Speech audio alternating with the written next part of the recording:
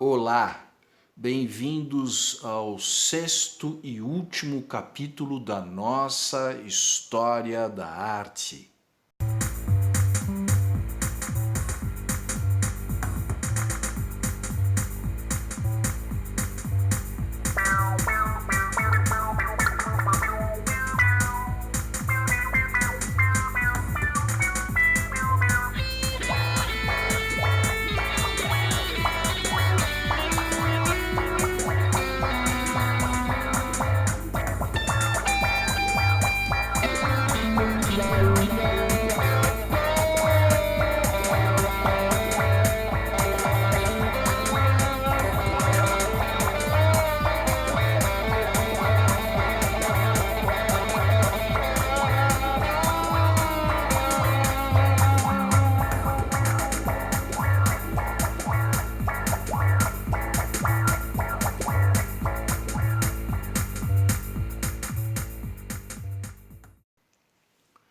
Vamos falar hoje da arte contemporânea.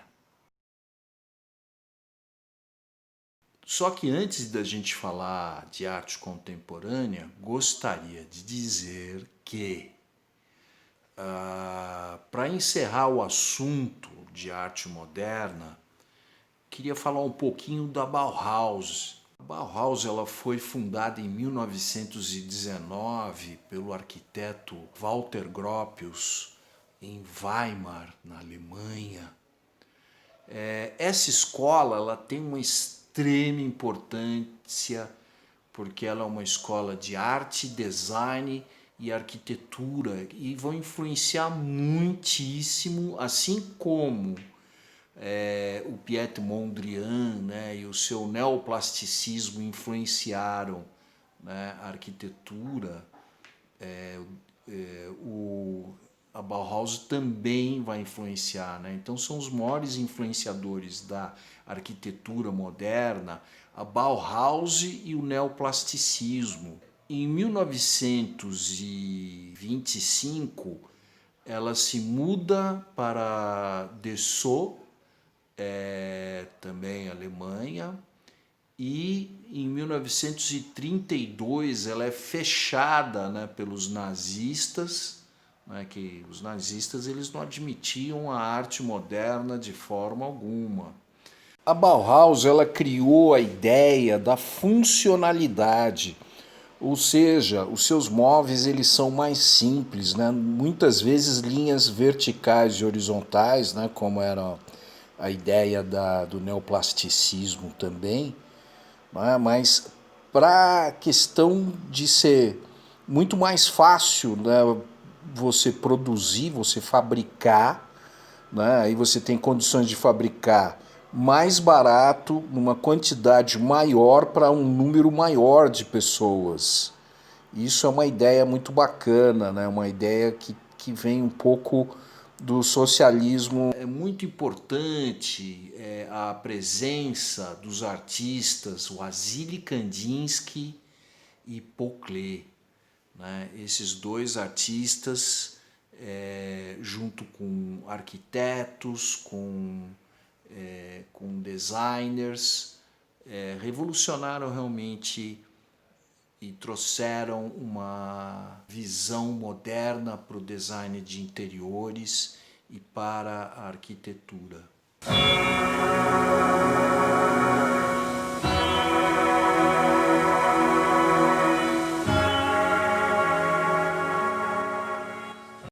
Vamos falar agora da arte contemporânea, que é o tema dessa sexta aula.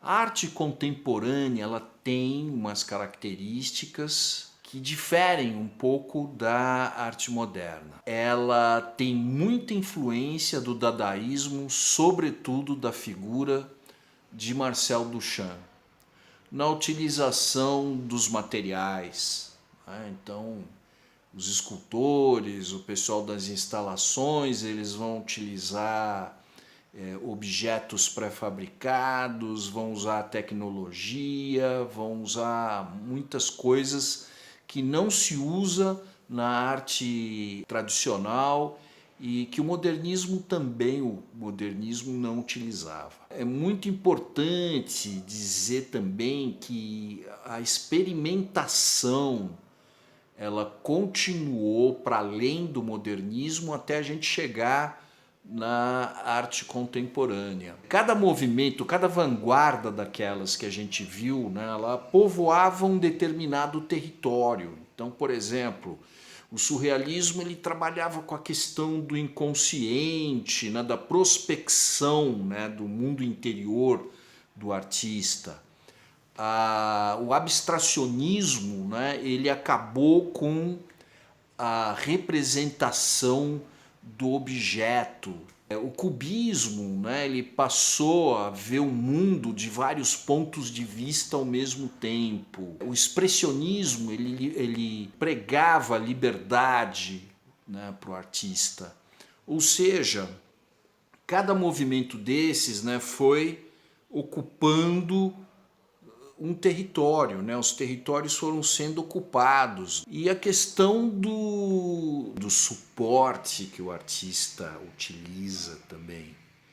Então, o dadaísmo, ele passou a utilizar quase que qualquer tipo de objeto pré-fabricado, né? Então, Marcel Duchamp utilizando uma roda de bicicleta no seu trabalho, ou então aquele famoso mictório, né, que eu já conversei com vocês, né? E isso abre, né, um leque muito importante para os artistas. Cada vez vai se fazendo mais coisas, né, se criando mais coisas que não existiam. Até a hora que no suporte, né, os artistas deixam de utilizar suporte, começam a utilizar o próprio corpo nas suas obras de arte, como é o caso das performances. Então, o que são as performances?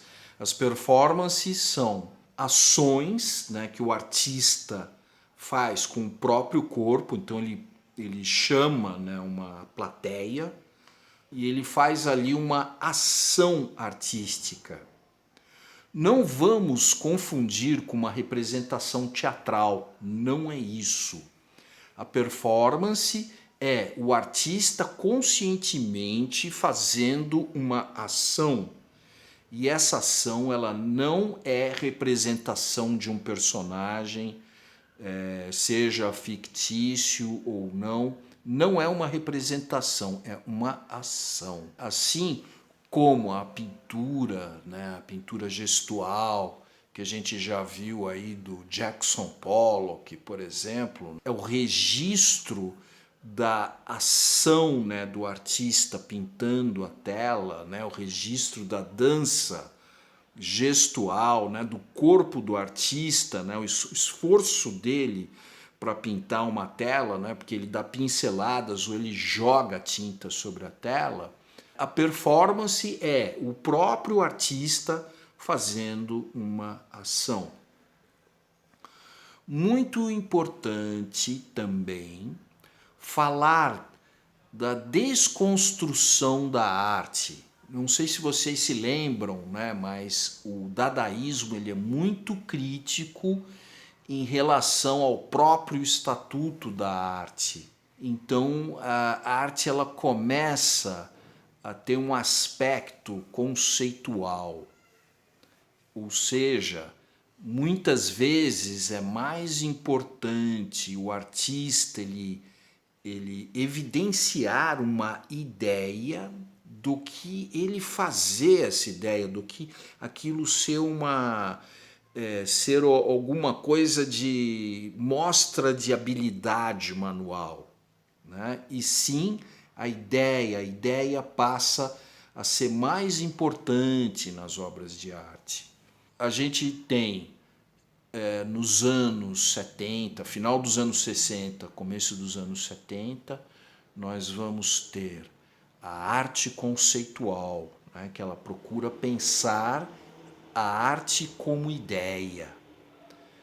Anos antes também nós tivemos já de influência dadaísta, né, o primeiro movimento que a gente pode dizer que é pós-moderno, ou seja, pós os anos 40, né, pós-guerra, é a pop art.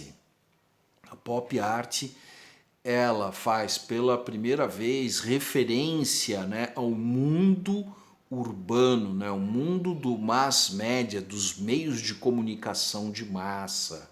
É o tema do artista da pop art.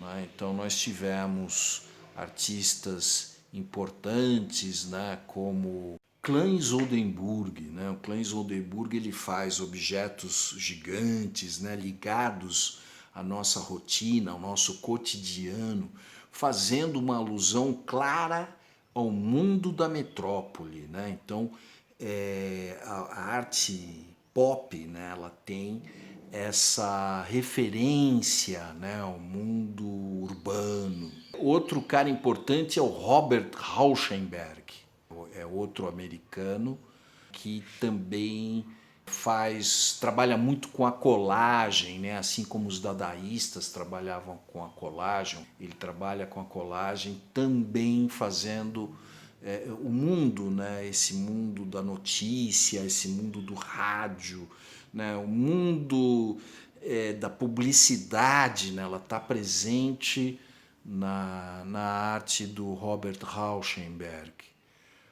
O Tom Weissman, né, também é outro cara bastante interessante, né, com uma estética própria, um estilo próprio.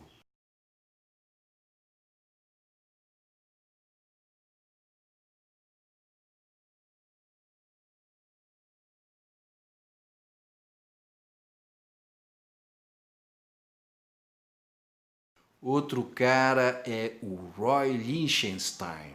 Eu pessoalmente gosto muito da arte do Roy Lichtenstein. Ele trabalha com a questão da história em quadrinhos, tá?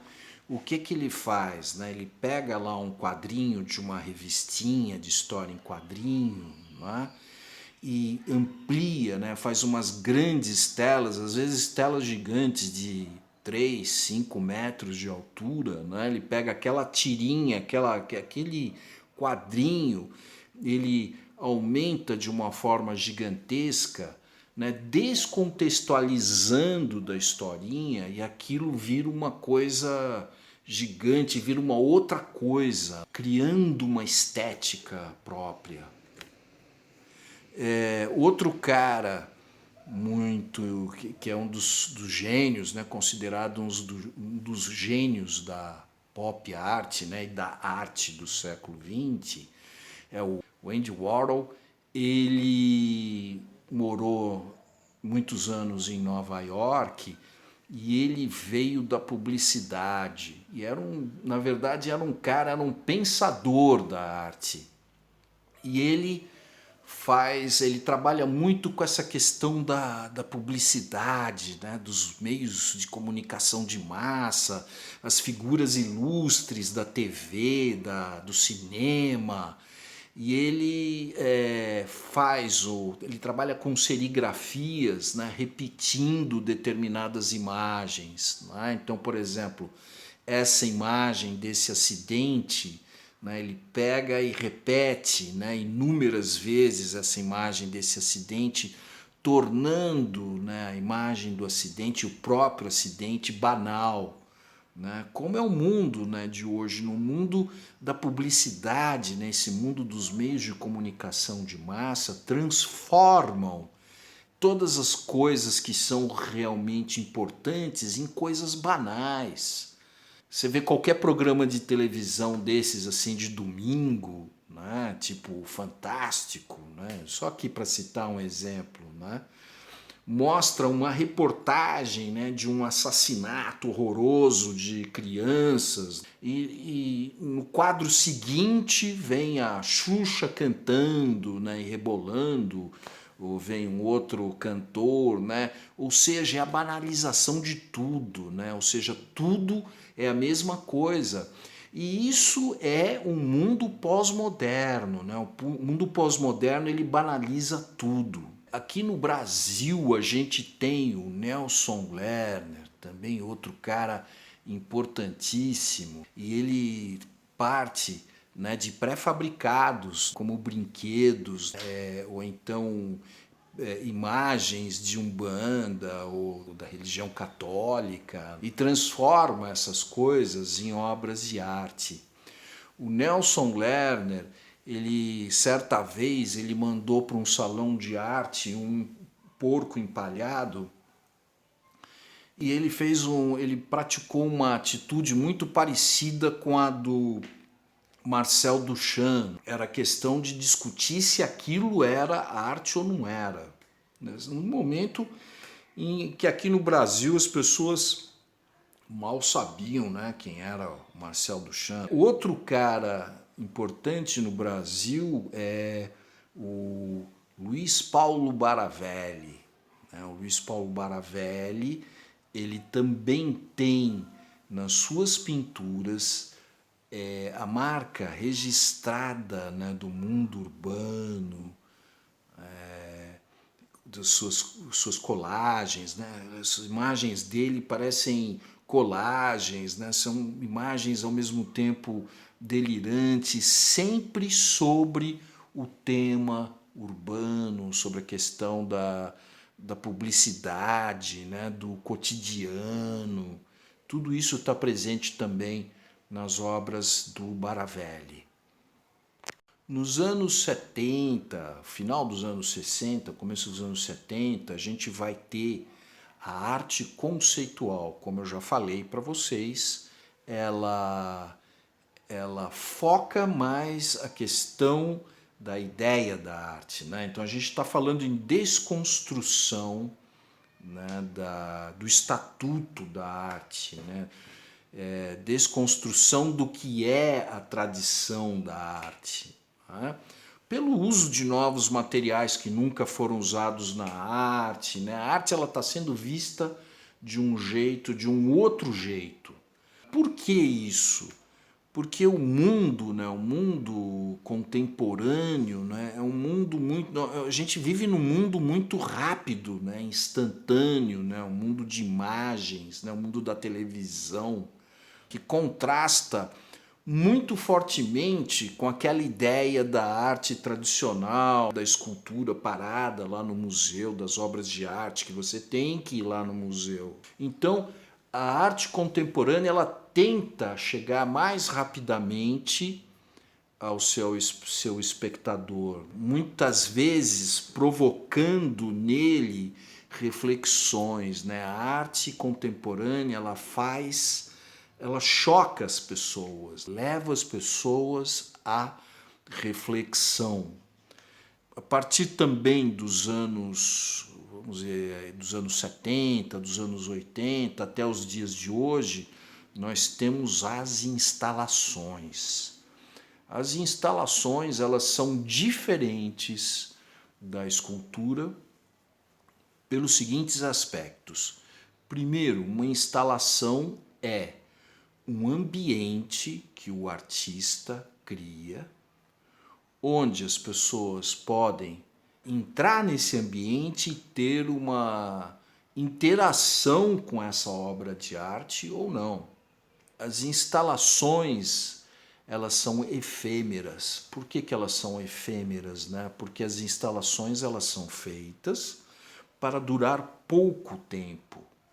Então, o que eu quero dizer com isso? Bienal Internacional de São Paulo, ela tem geralmente 2 a 3 meses, né? Ela fica uma exposição que fica aberta, acho que 3 meses ela fica aberta, e os artistas que vão mostrar instalações, eles montam a instalação no primeiro dia, ou antes do primeiro dia, e no último dia da instalação, no dia seguinte, eles desmontam a instalação nunca mais é montada. Quem viu, viu. Quem não viu, só vai ver essa instalação por registros fotográficos ou filme. A instalação ela tem um caráter polimatérico. O que quer dizer isso? Que ela pode ser feita de qualquer material.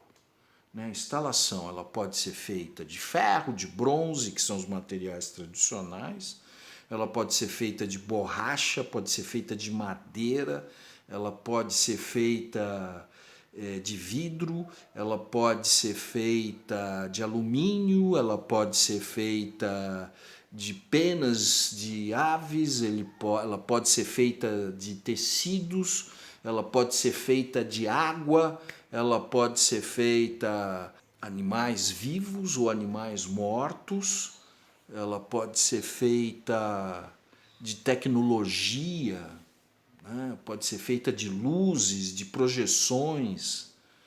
Aí vocês vão me perguntar, professor, mas como que é isso daí? Né? Como é que o artista se utiliza de um animal vivo ou morto? Né? Então, por exemplo, um bicho morto. Né? Tem uma artista americana chamada Anne Hamilton, que esteve numa das bienais internacionais de São Paulo, e ela fez uma instalação, que é uma sala comprida, onde ela colocava uma porção de moedas, né, nas paredes e no teto, e no chão ela colocava um monte de velas amarradas, muitas velas, acho que toneladas de velas amarradas. No fundo dessa sala tinha uma porta. Então você entrava por essa porta e você entrava num compartimento menor. Nesse compartimento menor tinha, dentro de uma espécie de aquário de vidro, duas garças mortas. Quando eu visitei essa instalação, essas garças elas já estavam em estado de putrefação, ou seja, já tinham os vermes assim andando em cima das carnes podres, né, dos animais. Aí vocês vão me perguntar, professor, essa mulher é louca? Por que ela faz isso? Por que ela matou os bichos e colocou lá dentro? Bom, em primeiro lugar, ela não matou esses animais. Ela colheu esses animais que já estavam mortos nas margens do rio Tietê. A arte contemporânea ela tem uma coisa muito interessante. Você tem o espectador, você tem que atuar como se fosse um Sherlock Holmes, né? Você tem que investigar os sinais, os signos, né? Os sinais que os artistas estão apresentando para você interpretar o que está se querendo expressar através daquela obra de arte. Então é assim. Então eu entrei numa instalação que tem um monte de moedas nos tetos, no teto e na parede. E isso me leva ao quê? Moeda, moeda, dinheiro, dinheiro, dinheiro, dinheiro. Posso pensar o quê? Ah, em riqueza, riqueza, poder. Ah, sim, poder econômico. Né? E se eu tenho um monte de velas num lugar fechado, com aquele cheiro de vela, o que isso lembra? Né? Isso lembra velório, isso lembra morte. Então, do que essa artista estava falando? Ela estava falando da morte, da destruição da natureza pelo poder econômico. Então, ela tá mostrando isso para a gente, chamando a atenção da gente de forma chocante, de forma que incomoda muito. Ela achou muito mais interessante fazer uma instalação, fazer arte contemporânea desse jeito, do que pintar um quadrinho lá sobre poluição. Então, a arte contemporânea ela chama a atenção da gente de forma, muitas vezes de forma desagradável, né? Para levar a gente a pensar e refletir sobre essas questões, a questão ambiental, que é tão urgente hoje. Vocês estão vendo aí a destruição, né, das nossas florestas, E essa destruição, vocês podem ter certeza, é o poder econômico que está por trás dessa destruição.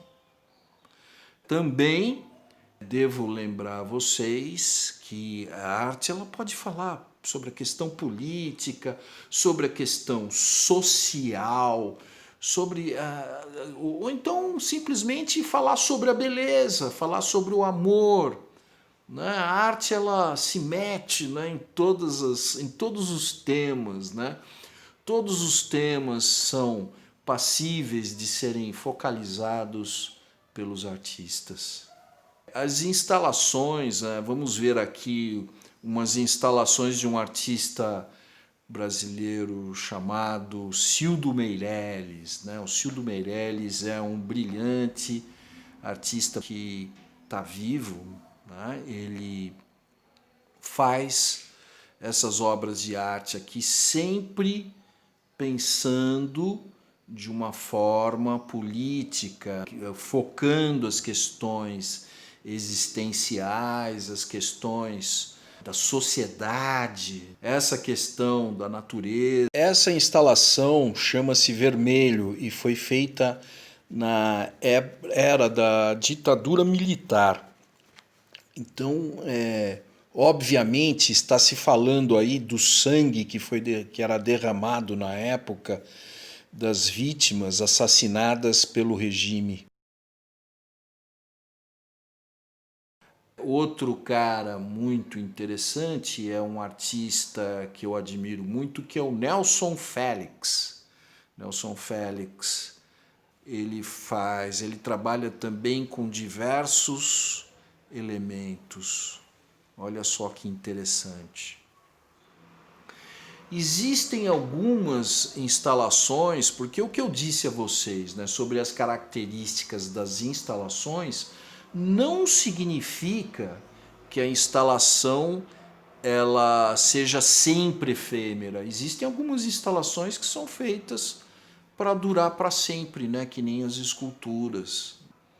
Como, por exemplo, algumas instalações gigantescas, Cristo e Jean-Claude, né? É um casal de artistas plásticos que faziam gigantescas instalações. Eles começaram embrulhando objetos. Então, por exemplo, ele embrulhava um armário, como se fosse um pacote. Depois eles passaram a embrulhar estátuas, também como se fosse um pacote. Não satisfeitos, passaram a embrulhar prédios inteiros, né? Obviamente essas instalações eram efêmeras, né? Não dá para você deixar lá o prédio onde mora a gente embrulhado. Mas eles continuaram partindo para coisas cada vez maiores, em espaços gigantescos, participando, né, de um tipo de arte chamado land art, né, onde o artista ele faz uma espécie de instalação gigantesca na paisagem, alterando a paisagem. Então, essas instalações aqui que ele fez no Grand Canyon, então essa cortinona aqui, eu creio que ela seja definitiva, né, permanente, existe até hoje, né? Ou esses guarda-chuvas aqui na paisagem, né? Olha só que interessante. E eles partiam, na verdade, de projetos.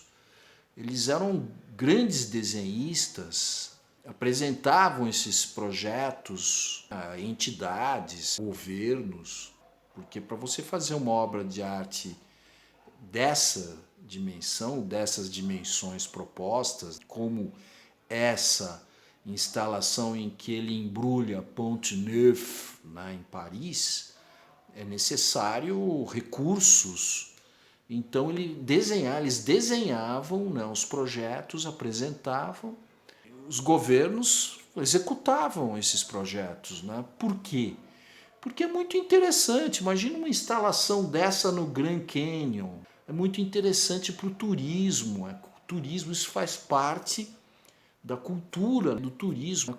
A cultura é uma das coisas que incrementa, né, demais, né, a questão do turismo, né? O cara, ele vai viajar para a Europa para quê? Para ficar comendo torradinha? Não, para ir em museus, para ir em shows, né, para ir em lugares culturais e conhecer o passado, né, do velho mundo. Então, os artistas, eles trabalham também, né? Os artistas, eles são importantíssimos para a economia, para a questão da cultura.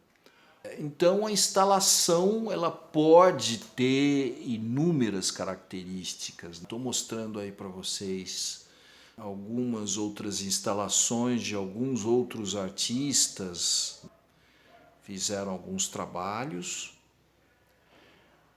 E também é muito importante, né, lembrar, né, que quando os artistas começaram a utilizar o próprio corpo para fazer obras de arte, então, ou às vezes até como meio, ou às vezes até como suporte, como é o caso das performances. Talvez um dos primeiros artistas que passou a fazer isso, né, seja o Yves Klein, né? O Yves Klein, que utilizou pessoas, ele jogava tinta nas mulheres, em algumas mulheres, e carimbava as telas com os corpos delas. Também as performances, né? Então, a performance, ela tem como característica uma ação que o artista faz, que pode durar minutos, segundos, horas, semanas, e que geralmente, eu estou falando isso não é regra, né? Geralmente ocorre uma tensão, né? Alguma coisa que vai deixando as coisas muito tensas. Eu fiz uma performance, me pediram para mostrar aí, né? Me pediram. Então, a pedidos, performance chamada Lizarbe od Laicos, que aconteceu em São Paulo em 1986. E essa performance, ela também tinha questão, colocava um despertador durante 10 minutos. Durante esses 10 minutos, eu ia dizendo Lizarbe od Laicos acitilope uansaltis a. Então, eu falava isso e jogava tinta, né? Eu estava tudo vestido de branco e eu ia derramando uma tinta preta, passando uma tinta preta no meu corpo, na roupa, né? Ia me enchendo de tinta e de novo falava de novo a frase, colocava mais tinta, falava de novo a frase. Isso ia criando uma tensão, né? As pessoas não sabiam exatamente o que ia acontecer. No final dos 10 minutos o relógio toca e eu digo Lizarbe od Laicos acitilope uansaltis a, ao contrário, que quer dizer a situação política, econômica e social do Brasil. Nós vivíamos a era Collor, um desses trágicos momentos do Brasil de miséria, de destruição de direitos. Od Laicos acitilope uansaltis a. Od Laicos acitilope uansaltis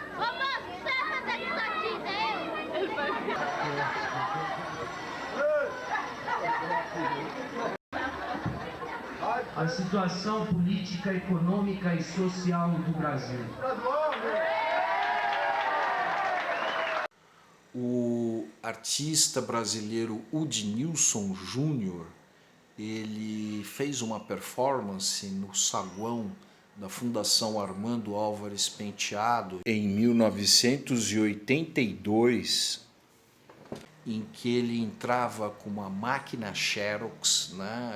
Isso à noite, né? Apagaram-se todas as luzes do saguão ele entrou com uma máquina Xerox acesa, né, com as rodinhas, e ele estava nu e ele ia se xerocando em cima da máquina, tirando xerox, né? Essas xerox elas iam caindo fora, né? Elas iam saindo fora da máquina, né? E as pessoas podiam passar ali e pegar as xerox, né? Que eram pedaços da obra dele, da obra da performance, né? Então era muito bonito, plasticamente era muito bonito, porque você via ali naquele espaço enorme, tudo escuro, e aquela janelinha com aquele corpo dançando, era uma dança, né? Porque ele xerocava o rosto dele, xerocava a bunda dele, né? O cotovelo, o sexo dele, né? As costas, as mãos, os pés, né? Tudo era xerocado e ele ficava ali se movimentando, né? Para poder entrar ali na janelinha da máquina Xerox. Bom,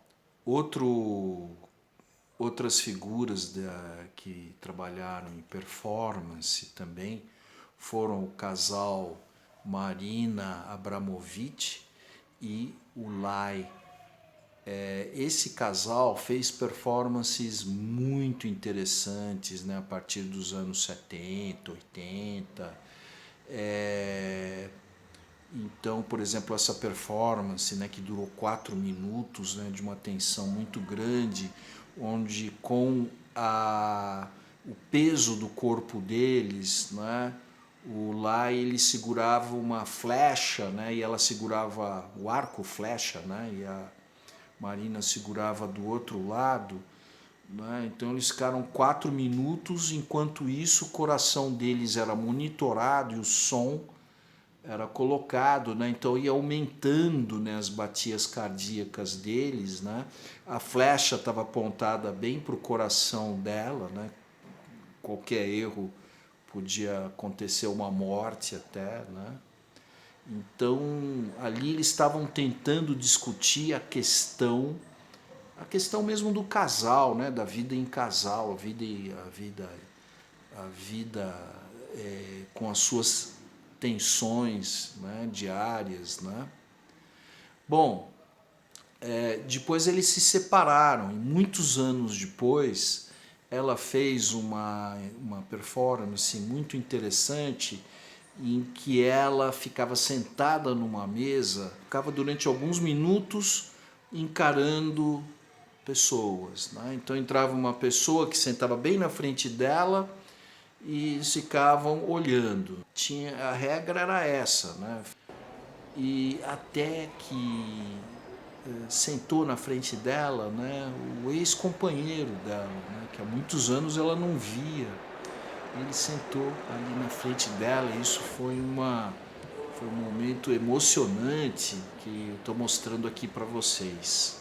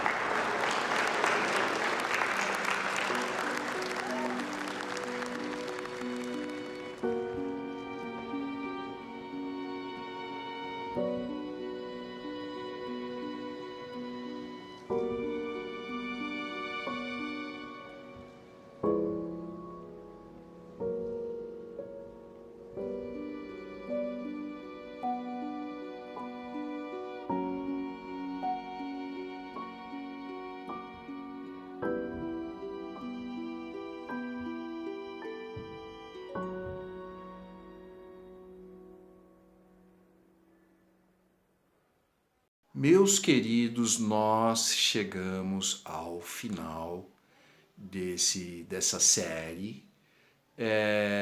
Portanto, eu vou me despedindo aqui de vocês pedindo o seguinte: vejam esse vídeo, pelo menos prestem atenção, né? Ou vejam, revejam. E se vocês tiverem alguma dúvida, eu estou à disposição de vocês lá na plataforma. Perguntem qualquer pergunta, né? E façam a prova, tá? Façam a prova direitinho, procurando levar a sério, né? Façam a prova, passem de ano. Por favor, passem de ano, porque a prova vai ser muito fácil. É só ver o filme e prestar atenção.